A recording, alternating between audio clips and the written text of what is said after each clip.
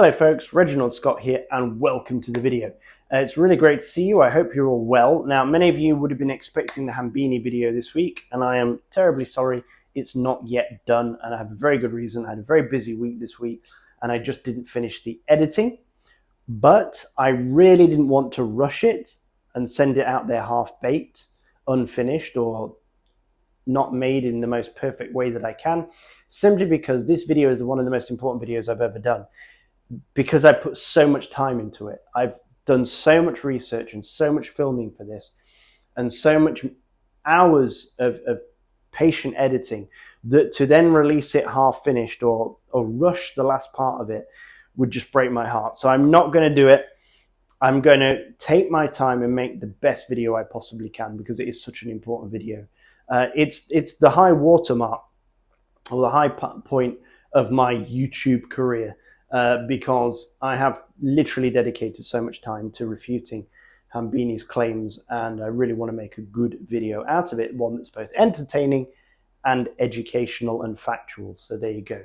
So although I have disappointed you by not bringing it out this week, I do apologize, and I've done it for your best interest because I want you to see this video as good as it can be. The director's cut, if you like. So there you go. Moving on to today's subject. This is a really complicated subject because there's a lot of nuance to it and there's a lot of things to say about it as well. But the general gist is this. I think there's a fundamental problem with bicycle racing, professional bicycle racing. And I think that problem can be solved by my idea. Okay, I'm going to tell you the idea and they're going to tell you why. Okay, don't switch off because I've got a very good reason for this. And I think this idea would benefit both the riders, the industry as a whole in general, like in the quality of stuff that is produced, and it would benefit you at home on multiple levels, both as a viewer and as somebody who rides road bike on the road. I think you would benefit greatly from my idea. Now, do I believe anyone's going to implement this idea? No. But I still had the idea anyway, so I'm going to tell you. Okay, so my idea is this, and hear me out because I have a very, very good set of reasons for this idea. Right, professional bike racing, Tour de France, Giro d'Italia, Vuelta a España, that kind of thing. I think the riders should be self-supported. I think that riders, if they want any technical help at all, they should do it themselves, and that they should carry the tools and spares necessary to do that at the side of the road. Okay, that's the first part of it. Please wait and hear me out. Number two part of it would be no support cars anymore. None, zero, zilch, nada. No neutral cars, no support cars, no team cars, no motorbike photographers and film crews, guys with cameras on the back of mopeds. You could probably eliminate some of the marshals as well. I think the only thing I would justify, the only motorized vehicle, an electric would be good if possible, but the only motorized vehicles I would allow is police for both warning people that the peloton is coming down the road and crowd control to make sure people aren't jumping in front of the riders. Those are the only things I would expect that I would want to see. And the final part of it, the most complex part of it is you get one bike for one tour. Okay, so at the beginning of the tour, the riders would get given a bicycle for the entire tour. That's the entire 2-week period of racing or 3-week period or whatever the period of racing is, for whatever the race is. They would get one bicycle. That bicycle would be engraved with a serial number, and that serial number would be the same on all the parts of the bike, just like when you buy a gun and all the serial numbers match, like the serial number for the slide matches with the serial number for the trigger group and so on and so forth, right? I don't have a gun, but that's the way I understand it. Okay, all the serial numbers match. Same with your bike. The stem would have a serial number, the handlebar would have a serial number, the wheels would have a serial number, the group set would have a serial number, the frame would have a serial number engraved into it, the saddle, the seat post, everything. Okay, bar the minor things like bottle cages and stuff, right? And tires. You wouldn't have a serial number on the tires. And all of those would have to match at the beginning and the end of the tour. So you get one bike for that one tour. That bike has got to last you the entire Tour de France. Okay? And after each race, if you have a mechanical issue, you can send it to the mechanics at the team bus, but the mechanics at the team bus cannot replace any major component of that bike. And when I say major component, I mean group set, I mean wheels, I mean handlebars, I mean stems, so on and so forth. I would allow things maybe like, and maybe depending on you guys and what you think to my idea, I would allow things like maybe brake pads, cables, possibly. I'm dubious about batteries because I think batteries should be reliable enough that you could charge them up after each race if you are using batteries for your group set. I think a battery that can't even last a 2-week period before dying on you is not a reliable battery. And then possibly I would allow maybe chains, but not cassettes, I don't think. I think you would have to ride the same cassette for at least a 2-week period. Right. I know I sound crazy to some of you, but I have really good reason for this. Okay. In my opinion, the fundamental issue with professional bike racing, and it's not drugs, that's another video I'm going to do. It's not drugs. I do have some experience with professional athletes who take drugs. I personally don't. I don't even take paracetamol for a headache. That's a painkiller, by the way, if you don't know the brand. So, you know, I'm a sunshine and fresh fruit kind of guy. I don't take pills, but I do know some professional athletes, and I do know that they used to take illegal drugs in order to improve their performance. And some of these guys are pretty high level. Like, I'm not going to drop any names, but I do know some very, very high level, you know, did things for their country kind of athletes that, that were on drugs. But anyway, that's a video for the future. Fundamental problem with bike racing is this. Bikes, modern race bikes that are given to modern professional riders in the Tour de France, Giro d'Italia, Vuelta a España, Tour Down Under, all those tours, right, are exceedingly unreliable. They're becoming more unreliable. I remember watching bike racing in the 90s, early 90s, all the way through till now, and I honestly believe that bikes are becoming more unreliable. I'm seeing more technical issues with bikes than I've ever seen before. I'm seeing more broken bikes than ever before. Only recently we've seen handlebars, double snaps on handlebars, both sides of the handlebars breaking during a race. It's been common, you know, with brands like Canyon and now Bianchi, but it's also things like the SL7 with its snapping headset that got recalled and so on and so forth, right? We're seeing issues with disc brakes that cannot be repaired at the side of the road, and they are just switching bikes. What I'm saying is I'm seeing more technical problems, and I'm seeing the solution for that seems to be at the moment, change the bike. Any issue the riders seem to have, whether it be minor or major, the first response, the first thing that they do seems to be change the bike. And that is unacceptable. It's totally unacceptable to me because it's creating a lot of knock-on effects, which is bad for everybody, okay? Number one, bad for the riders. Why is it bad for the riders? Well, number one, why are they riding such unreliable bikes that are breaking down on them so frequently? That can't be good for their racing, okay? So if they're constantly having to wait for a resupply of new bikes all the time, that's delaying their race. Even though it is quick to change a bike, it's just unacceptable that that is happening, okay? So wouldn't it be nicer if the bikes were a bit more reliable and they didn't have to change the bike all the time? That's just my opinion. We'll get on to more of that later. Second thing is safety. Are you telling me that these bikes with the snappy handlebars and the snappy headsets are safe? I don't think they are. I don't think they're as safe as the bikes we had back in the 90s. And I think the riders would benefit from having safer bikes. And I think we would benefit from the bikes that we get given to us after these race events where these bikes are showcased. I think we would benefit from having safer bikes as well. Okay, I'll get to that in a minute as well. Another thing is, imagine if riders were self-sufficient. They would have to carry tools. Right now, I don't think the tools that manufacturers are producing are that good. I think they're too heavy. I think they're too bulky. I think they could be improved in their design and their materials. And I think manufacturers could come up with cleverer ways to not only secrete tools on bikes, make bikes easier to fix and easier to maintain at the side of the road, simpler, in other words, or just better designed. And I think they could vastly improve the tooling. And I think if you told professional riders they were going to have to deal with minor issues at the side of the road themselves, you would instantly see a renaissance in bicycle tools, because the riders would start complaining. They would start saying to the manufacturers, this, if they're Trek, this Bontrager tool you've given me is useless.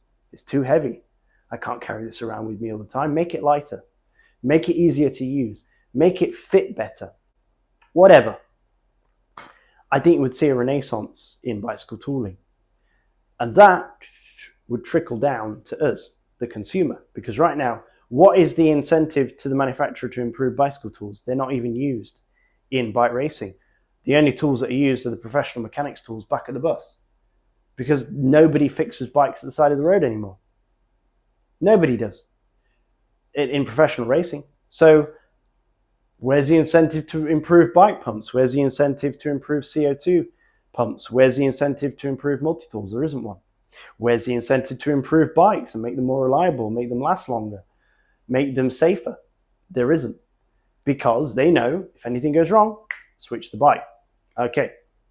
You're starting to see where I'm coming from now, right? I hope. So another thing is, I really believe that manufacturers are becoming more and more lazy. If you look at, I'll bring up the SL7 again because it's a perfect example. You look at the way the SL7 was released. It was released on a particular release date, and I honestly believe that bike was unfinished when it was released. Because very soon after its release, handlebars started snapping off. Now, are you telling me that during their testing, they didn't work that out? I'm guessing all bikes are tested at some stage. Are you telling me that Specialized either A, didn't test their bike before they released it, in which case they are incompetent and negligent, or B, they did test it, they did find an issue, and they released it anyway? Those are, in my opinion, the only two conclusions. And here's the interesting thing. When the SL7 headset started breaking off at the stem, just under the handlebars, the way they responded was to keep it quiet. They kept it hush-hush. I believe they even paid off some cycling magazines not to report on it until they had a solution. Now, they may have been developing that solution already.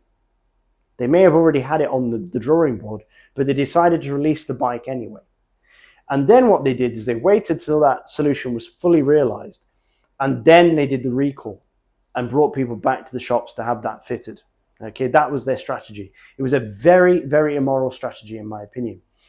But if you think about it, that is the way modern bike manufacturers seem to be behaving now, especially people, big brands like Specialized. If you go to the Specialized website and you look at recalls, almost every bike they've ever produced has had a recall. It's disgusting, quite frankly. So most of them are safety recalls, which is terrible. All these unsafe bikes going out onto the market.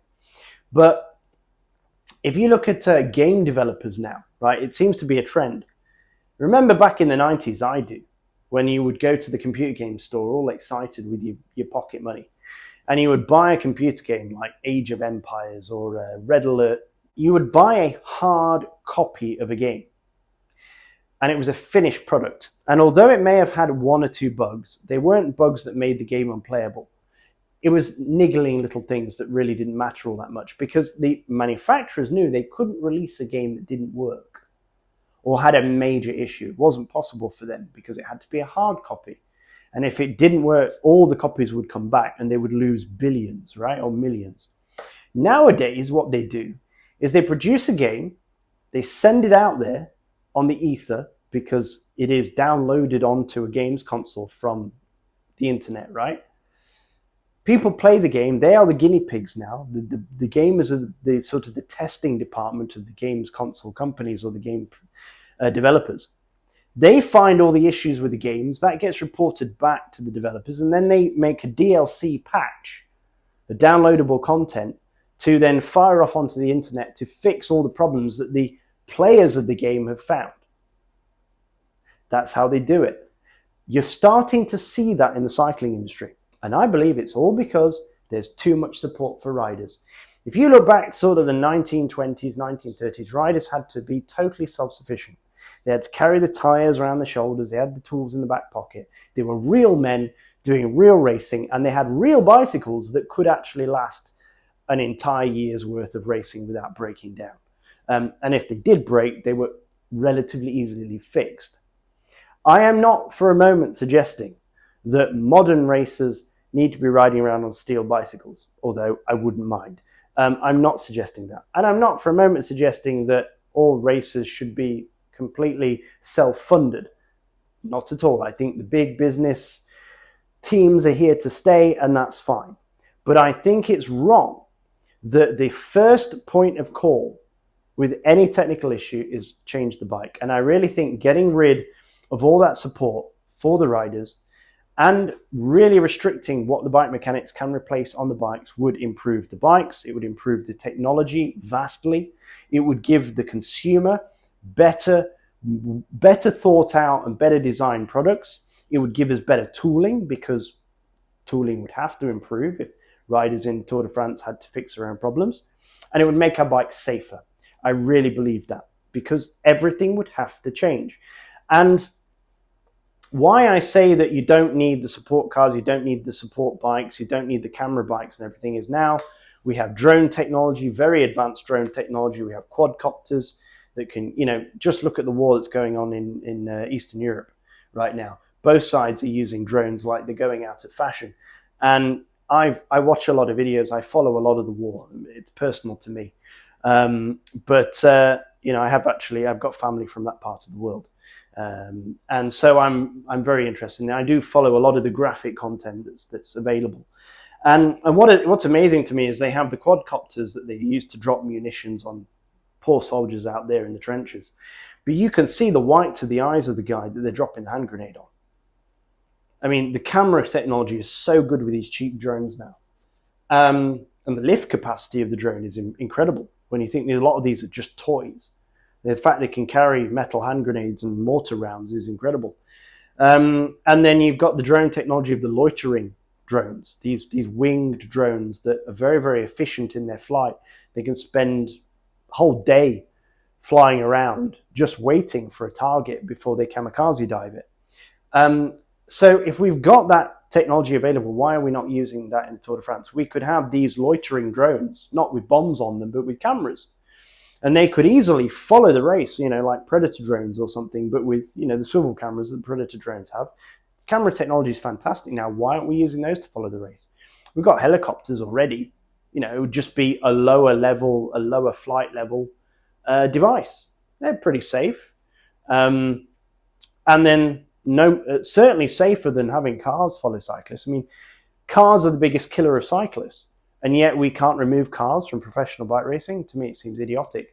How many times have riders been injured by cars in professional bike racing? So many times. Very recently, in fact, riders have been hit by cars. And riders have had their entire careers ruined by cars. I remember many years ago, I was watching a race and a guy got knocked off by a car that swerved to avoid something in the road. He ended up in a barbed wire fence at the side of the road. It slashed and lacerated his entire thigh. Did the guy's career in. I mean, that to me is totally unacceptable. So that is why I want to remove all the team cars as well. It's a health and safety thing. I think drones can do the job better. And you can still put cameras in strategic positions along the race to film the peloton going by. We still do that anyway. We still have cameras at key points like the finish line, the start line, famous corners, famous mountains. You can have a camera guy there. And also on the bikes themselves, there's nothing to stop us from integrating miniature 4K cameras now into bicycles, as we have been doing for a long time anyway. Most bikes now are capable of carrying a camera with a little battery and a little receiver or transponder on it that, gives us a live update of what's going on with the riders. I literally don't understand why we need the vehicles. I can understand ambulances and I can understand police cars, but they can trail on a long way behind. They don't need to be anywhere near the riders unless something happens. And the other thing is that people say, well, it's important for the team and the team strategy. You've got to have the team owner there in the car, giving them live updates and stuff and telling them what to do. Why do you need that? Get rid of that. Give them an earpiece, right? Give the riders an earpiece for emergencies. So if there's a big crash up ahead or something, or ice on the road or whatever it might be, it's unlikely ice, but you know what I mean. If there's some major issue, give them an earpiece so you can warn them all. But you can warn them all because you've got a drone flying around 10k up the road monitoring the road. You don't need the guy in the car shouting orders at the riders, in my opinion. It's not necessary for the race. Tactics can be between the team itself that are actually out there doing the racing. I don't see why tactics needs to be something ground control is doing. All right. The race plan should be a plan they set out with, and it should be changed if the riders want to change it. And they can communicate with each other via verbal or hand signals if they need to. They don't need some guy sitting in a Volvo following them behind, shouting orders at them. I really don't think so. I don't think that improves racing. So that is my opinion. Get rid of the support. You will see a huge benefit to everybody, both people who ride bikes at home, people who ride bikes to, for fun, road riders, their tools, their bikes, everything would improve. I think the sport would improve. It would become, in my opinion, be more exciting, more interesting. Riders' technical knowledge would improve. And as a result, because there's some riders in the Pro Tour, right, they don't even know how to change a tire. All they've done all their life is race bikes, but they don't know the mechanical side of bikes. And if they started to have to know, just in case they had a minor issue, they had to adjust at the side of the road, like slight gearing issue or whatever, and they had to get off the bike and do it, they would start to work things out themselves. They would start to say to the mechanics and the teams, I had this problem the other day. I was sorting it out like you told me how to. But then I thought to myself, what happens if you did it this way? That would make it easier for me as a rider. Could you change that for me? Bang. You've just invented a new piece of technology that's going to benefit you guys at home as a rider. That's just my opinion. What do you guys think? Am I crazy? Have I lost it? Have I lost my mind? Are team cars following behind with 20 bikes on the back, all costing 20k each, an environmentally friendly and sensible way to be running things? Or do you think my idea is better, that no, you act like me when I go racing, or you act like you when you're on your way to work, you carry your tools with you, and you get a problem, you sort it out yourself? I think that would be better. You could still say, look, if you had a major technical issue, we're still going to allow you to race in the next race. You just have a time penalty or something. And if you crash, we're going to still give you a new bike. If you guys allow that, maybe you don't agree with that one. Maybe you think if you crash, no, that's it, you're done. I'd very much like to hear your opinions on it. Have I gone too far? Have I not gone far enough? So, just to reiterate my idea, all team vehicles gone, all support vehicles gone, all camera vehicles gone, right? Just police, ambulance, that's it. Riders self-sufficient, bikes reliable, bikes serial numbered, all parts before the race. No major parts can be changed during the tour. Okay, it has to survive the entire tour. Mechanics can completely dismantle the bike and completely clean and service the bike, and they can adjust setup and they can adjust fit and do all that stuff, and they can replace minor things like brake pads and stuff. But I mean, like brake pads that don't last 2 weeks? Seriously? And maybe not even brake pads. But they can't replace anything major. That's what I would say. There you go. Have at it in the comments. What do you think? Is my idea good? Is my idea terrible? That's what I would do. And I think it would improve bike technology and bikes overnight. But there you go. Anyway, thanks for watching, folks. As always, thank you so much for clicking on my video. Do stay safe, whatever bike you do ride. And I hope to see you in the next video. Bye-bye.